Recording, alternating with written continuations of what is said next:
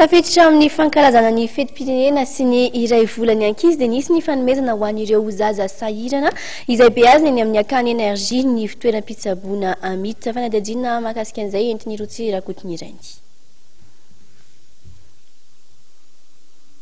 Amin'izao fotoana manakaiky ny fetim-pirenena izao dia nanolotra fanomezana ho an'ireo ankizy izay beazina ny anivon'ny akany energia etsy Andavamamba ireo mpitsabo ao amin'ny Amita. Misa 80 izy ireo no nahazo arendrina sy vatomamy ary koa biskuit. Tafiditra ihany koa ao anatin'ny fankalazana ny 20 taonan'ny Amita ny hetsika.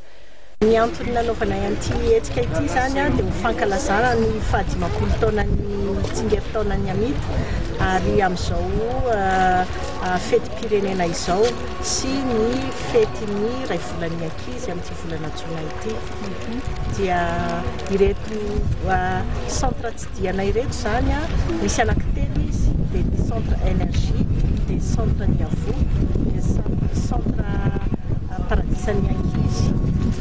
Ireo centre telo ireo zany no tsidianay anoloranay arendrina vatomamy chocolat ary biscuit mba hoentin'ny ankizy mifaly amin'izao fety izao.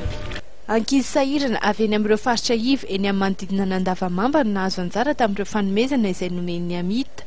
Ankoatra ny fanampiana ireo zaza mirenireny sy sahirana dia manampy tanora ihany koa ny akany energia amin'ny fampiofanana amin'ny fanodinana ny hazo sy ny seramika. Tsigana koa zay no namorona le atao hoe Ami Energie.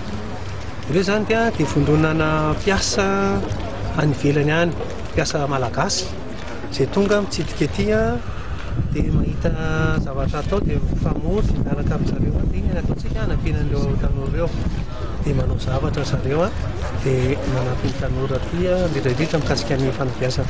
Ny akany energia no nahazo fanampiana avy amin'ny Amita ny tamin'ny androany fa isan'ireo nahazo izany ihany koa ny akany Niavoko eny Ambohidratrimo sy ny akany Paradisan'ny ankizy eny Ambohibao Antehiroka. Marina fa mpiara-miasa amin'ny Amita avokoa ireo akany izay nahazo fanampiana androany.